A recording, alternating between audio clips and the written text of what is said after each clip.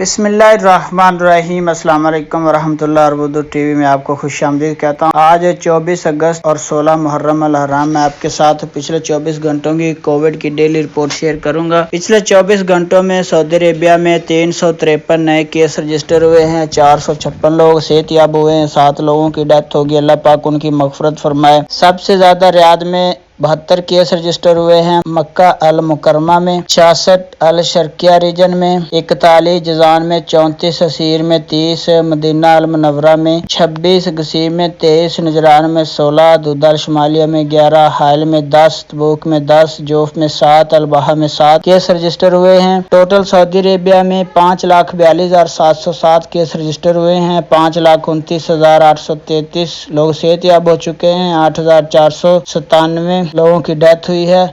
تو فرینڈ، یہ اہم اپڈیٹ کووڈ کی پچھلے 24 گھنٹوں کی آپ کے ساتھ شیئر کر رہا تھا۔ ویڈیو دیکھنے کا بہت بہت شکریہ۔ السلام علیکم ورحمۃ اللہ۔